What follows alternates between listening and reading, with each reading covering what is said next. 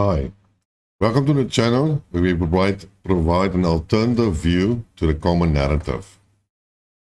Today I'm going to talk about the German question.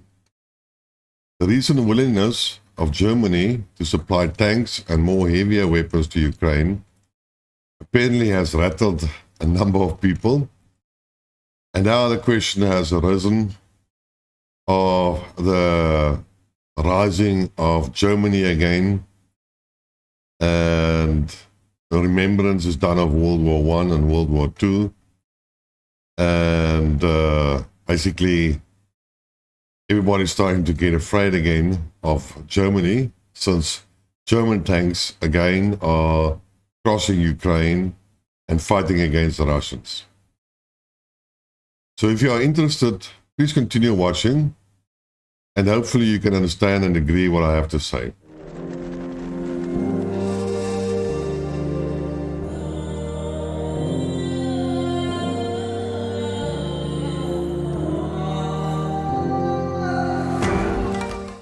Welcome back, where we try to make sense of today's events or recent events. We all know that basically Ukraine needs weapons because a lot of their weapons have been destroyed by the Russians in the last 10 months. But unfortunately, we don't know to what extent. And one has to ask yourself, is it the weapons, the Soviet-era weapons that are destroyed? Or is the ammunition and parts for these Soviet-era weapons running out, and therefore they become useless? And unfortunately, there is no reliable and credible information available. On the Russian side, I've spoken many times before about the daily reports. Those numbers don't gel because a lot of, according to their statistics, the Russians have destroyed twice the amount of weapons Ukraine ever had at the beginning of SMO. But be that as it may, we have seen that America is the biggest contributor in terms of weapons and ammunition to the Ukrainian government and army by default. And they have tried to motivate their NATO members to also contribute in terms of weapon system. But if one looks like that, the contributions made by, say, Germany and France and Italy and Spain and so forth are fairly limited. They are not enough in terms of numbers to make a big difference in the terms of the conflict with Russia. But they do assist, they do help, and unfortunately, the West, as per the European West, don't have the military stockpiles that they would like to have to send Ukraine. And they are very hesitant to do that because they are they are not as aggressive as they once were, in terms of, say, in the era of the First World War and shortly afterwards the Second World War. So times have changed. A lot of people have reached a certain lifestyle or level of life, comfort and liberal values, and they are not that aggressive anymore.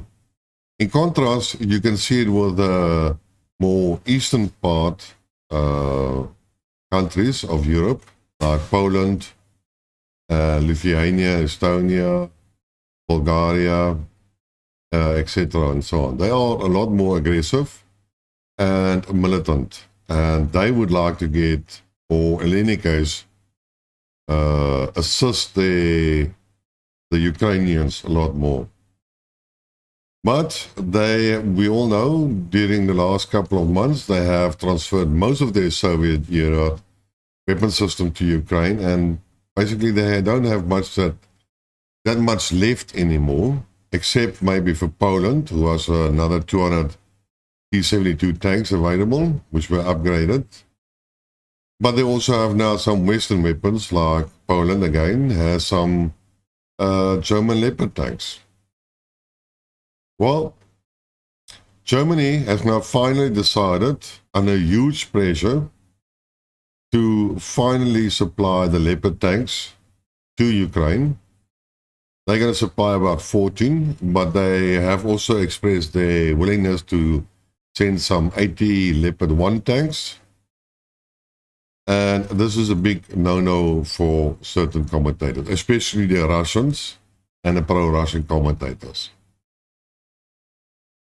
And if I just look at the tanks and so on, it's not a huge escalation, but it is a violation of the so-called German constitution, which preaches that Germany may not get involved in any foreign war again, and can only supply weapons or get involved where Germany is under threat or where a country in NATO is under threat, and then part of NATO, Germany is willing or capable of assisting.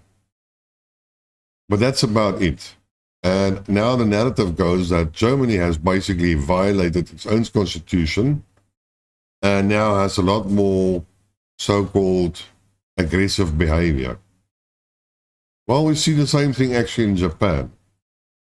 Japan was also a fairly pacifistic country after the Second World War, according to the constitution. And they were also only allowed to provide weapons for their own self-defense and cannot get entangled in any foreign wars.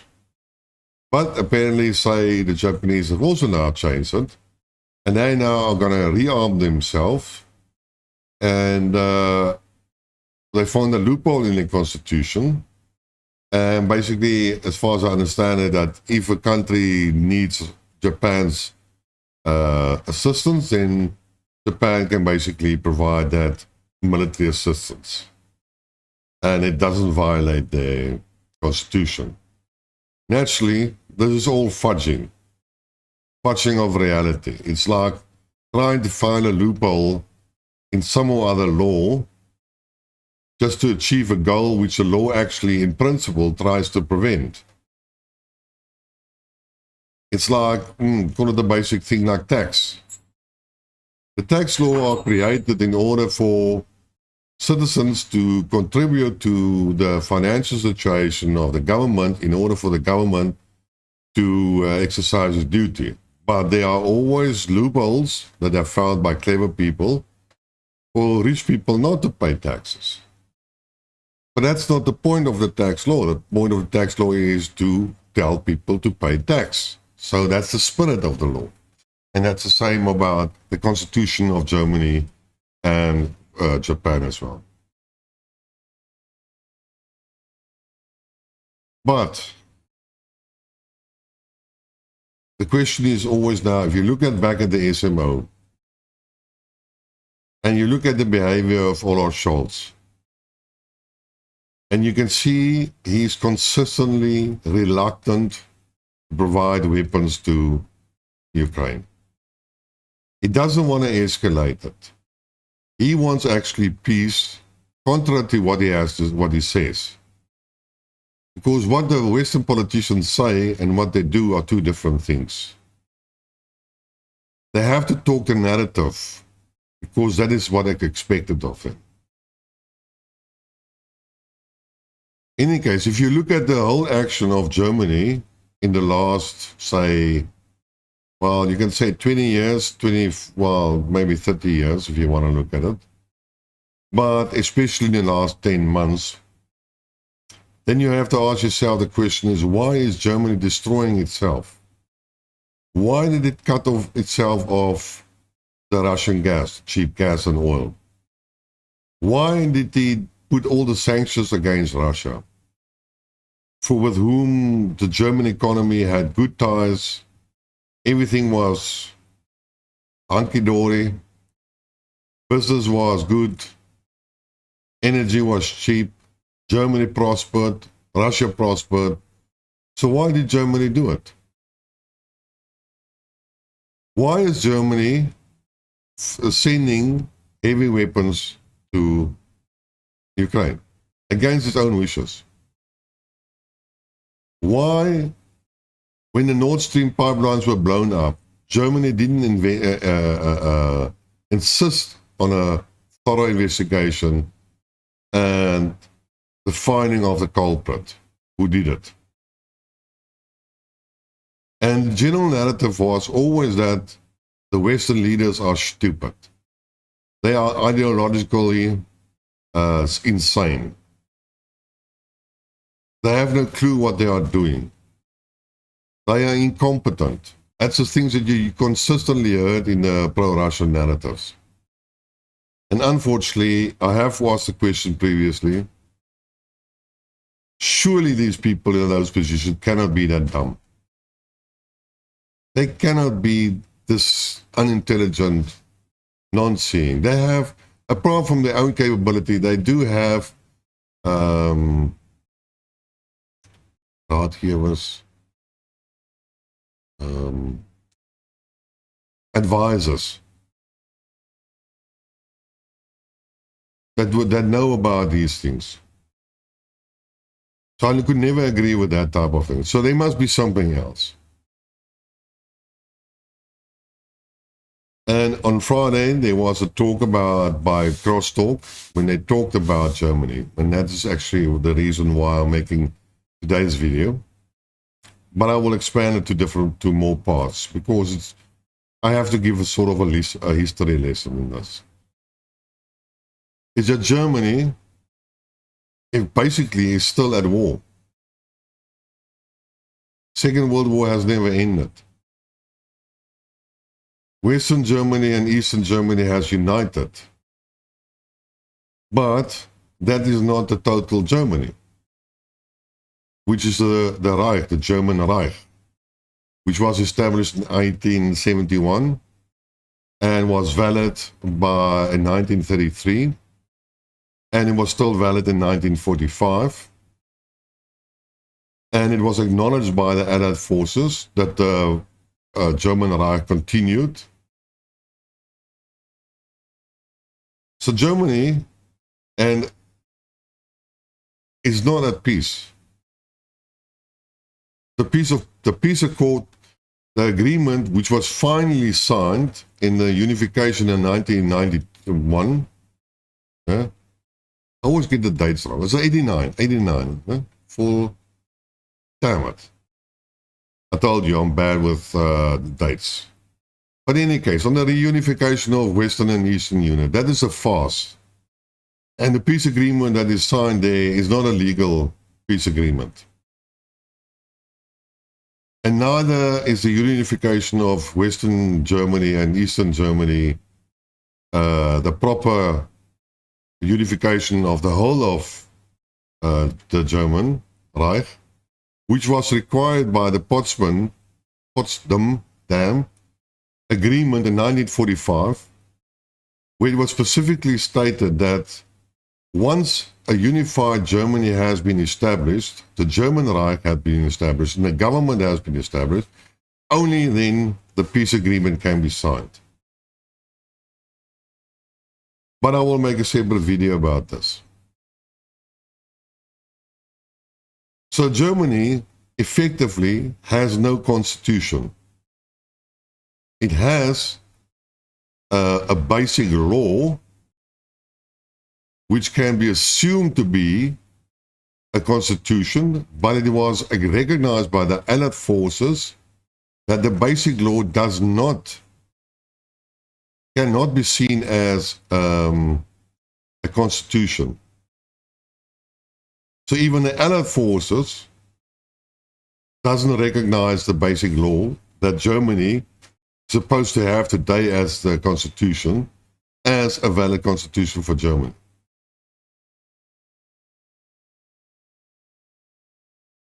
And just for instance sakes, America didn't recognize didn't approve the peace agreement with Germany in 1945.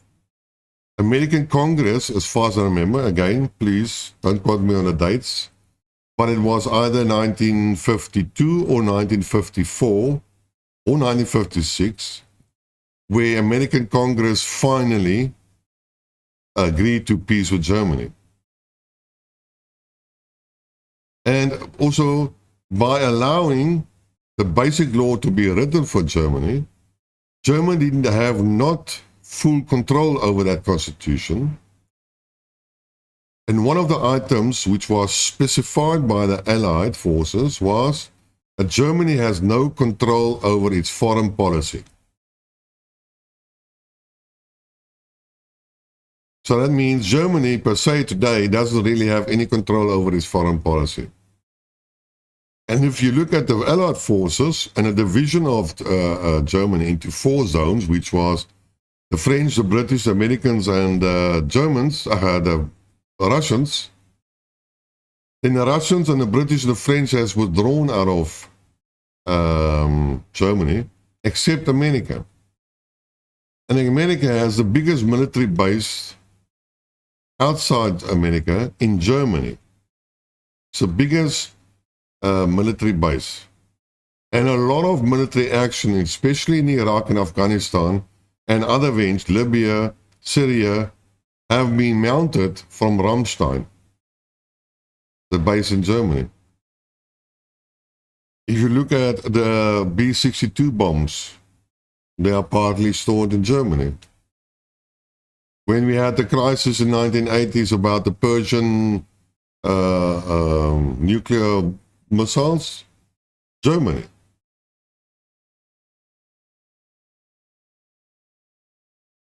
Basically, when it became known that the CIA hacked Angela Merkel's cell phone, what did she do? Nothing.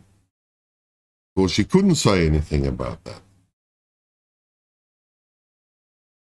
Now, we have now recently heard that Angela Merkel said that they never intended for the Minsk agreements to be honored. And that was only trying to give time to the Ukrainians to build up their military and be able to defend themselves against the Russians. Now, I'm sorry, Germans are not like that. That is not in their character. We say what we believe what we say, and if it's honor, and it's in our culture to respect our commitments.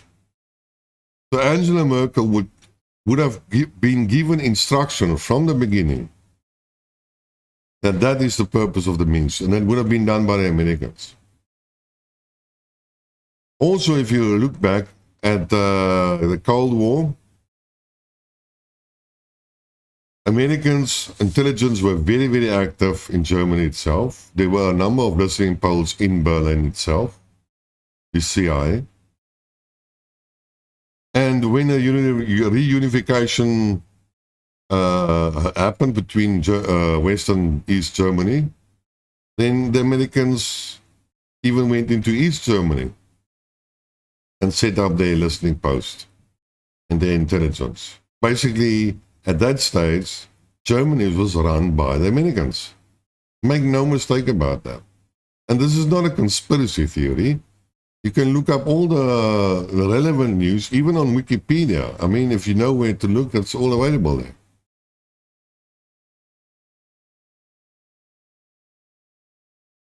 So now the question really is,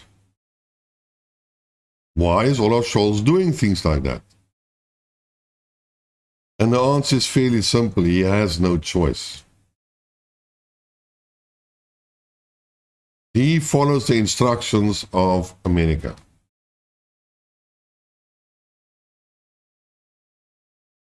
He would like to do something else. But one has to look a little bit further, and that is, look at NATO. Who has the biggest army in NATO? America. Who owns the most weapons in NATO? America. Who owns the most ammunition? America. Who owns the biggest fleet? America. Who has the most bases? America. Who owns the most aircraft? America. So now, America used in the last couple of 30 years NATO has used and abused NATO for its own purposes, hegemony, like Iraq and Afghanistan and Syria and Libya, and etc., etc., etc. And the Europeans were quite happy to to accept that, because then they didn't have to spend money on military. And just remember, military is an expenditure, and it can be a very wasteful type of expenditure of funds. Germany never did that. France never did that. Britain never did that. The rest of Europe as well. They rather took their money and developed their economies. Let the Americans spend that much money on it. But naturally, if they gave their security away for America. And unfortunately, now America, well, with the initial of Donald Trump, but now a little bit further, they want to have now a piece of meat. They want to have a return. So Europe must do now what America wants. But there are some signs that Olaf Scholz wanted to fight back, if you wanted to say it like that. And you can hear it also with Macron. It's not the first time that Macron has said it. Many times Macron has said that he wants a European army. And he wants to spend money on that. And Europe must spend money on that. And you have to ask yourself why. Because France is not like the other countries in Europe. He's not totally a lackey of the Americans. He has a little bit of fighting spirit. And he wants to get himself not dependent on the American war machine and protection.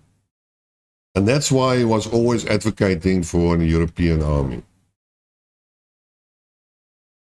And then Olaf Scholz came with the Ukrainian war, and he realized that he was probably threatened that you don't do what you by the Americans. If you don't do what we tell you to do, we're not going to help you in a conflict with Russia, and that's going to be bad for you, and you're going to lose that. So do what we tell you to do, otherwise we will withdraw our umbrella of protection or whatever. The specifics about the details of this agreement or threat or so, it's not really important. But the bottom line is that Olaf Scholz decided to do because he's forced to do it. But then he made sort of not a U-turn, but he said that Germany must now build up the military. And Germany is prepared to spend more than $200 billion, euros, on expanding the German army. And he wants to build up a German army again. Basically, he is actually in sort of an agreement now with Macron. So he wants to get independent. And he wants to get out of this NATO type of control that it has over Germany, in order for Germany to finally look after himself and not shoot himself in the foot. The only problem is you have fanatics like the Green Party, and especially Annabella Baerbock. Baerbock that says she doesn't care about constituents and the voters. She's going to decide to support Ukraine. Baerbock that decided that Germany and Europe, NATO, is at war with Russia. Well, you can say, okay, she's a little bit mad, which she is. She's totally a psychopath, if you want to call it like that. But it is now understood that the Green Party, just remember, the Green Party is there for renewable energy. And what have they done? They have instituted all the sanctions against Russia, Russian gas, which is the cleanest biofuel, if you want to call it, organic fuel. Well, it's the most clean, and it should be actually seen as a green energy type of energy source, but not the oil. But they're going to cut it off from them. And then the Greens have actually agreed to restart the coal mines in Germany and restart the coal-fired power stations in Germany, which goes totally against their own ideology of renewable green energy. And now it becomes known that they are even going to take some money that was earmarked for green energy and then spend it on the military industrial complex in Germany. So they're going to take away money from their own ideology in order to fund the military, which is naturally good for Olaf Scholz, becoming independent. The problem is he just has to coordinate it with Macron. And unfortunately, I don't see that yet happening. But they are talking about this unfair trade deal, economic stimulus package that the Americans have done for renewable energy. So they are standing back and they are slowly starting to fight back. But in any case, the German tanks were important because the German tanks are supposed to be better than the American Abrams tanks in terms of performance.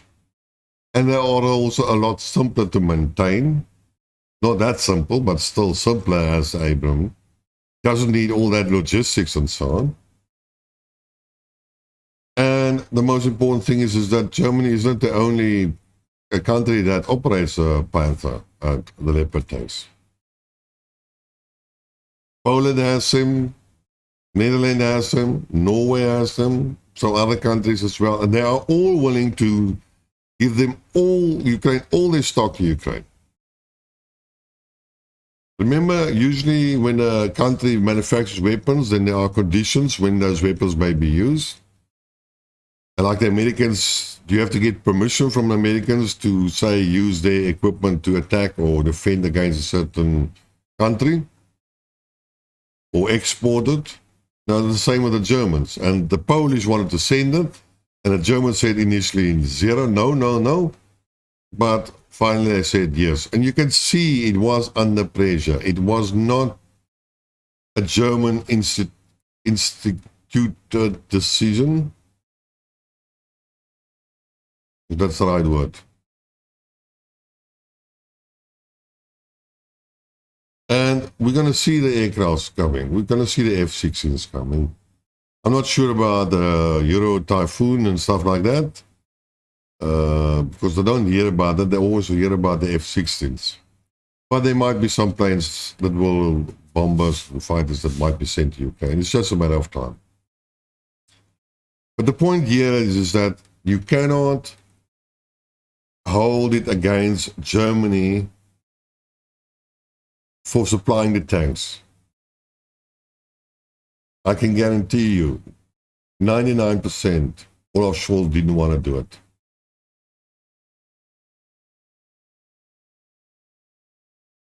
It is clear cut that they are being forced to do things against their own benefit, but they have no choice. It is not a new resurrection of Germany as a powerhouse, military powerhouse, that might start World War III or IV or whatever you want to call it. There was this one guy on Crosstalk of German who specifically said that 90% of the Germans don't want any war. The Germans of today are not the same as the Germans in 1945 or 1940 or 1930. But in the same sense, the French are not the same, and the Americans not the same. Society, the Western society has changed a hell of a lot in the last 70 years. I just read a little bit about the First World War. I'm not a historian, but it's like you call it confusing. It's like the Austrian-Hungary Empire had a problem with Serbia. And they thought that Serbia might get a problem, and then they wanted to attack Serbia. And the Russians were having agreement with Germany. Then they had an agreement with the French. Then the British said they will not fight against Germany if Germany doesn't attack France. And then there were small wars in between, and it's confusing. But all I can say is, in that period, war was a fairly common thing in Europe,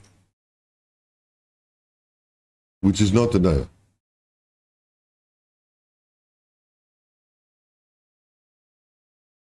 In any case, for anybody to instigate a war, you have to mobilize the people. And there's nobody in today's political sphere that has any charisma whatsoever to mobilize the population, except maybe two, Putin and Xi Jinping. Why? Because they, in my opinion, are on the right side of history. And their views and their intentions are honorable. And for their people. So, it would be unfair for the Russians to hold the supply of tanks against Germany. It's like, I think in the Bible it says, where Jesus said, forgive them, when he was crucified, forgive them because they don't know what they're doing. And I would suggest for the Russians to do the same with the Germans. Forgive them because they don't know what they're doing. They have no other choice.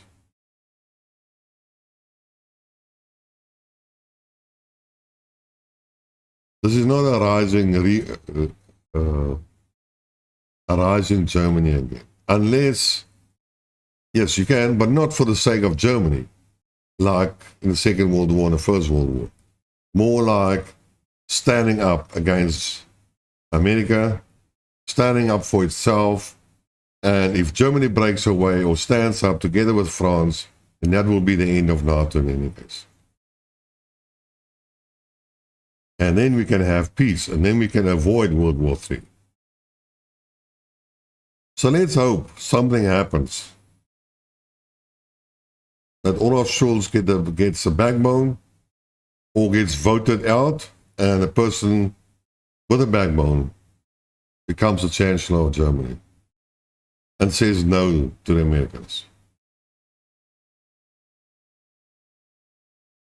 Any case, that's my story for today. Like what you heard, press the like button, subscribe if you haven't, tell your friends.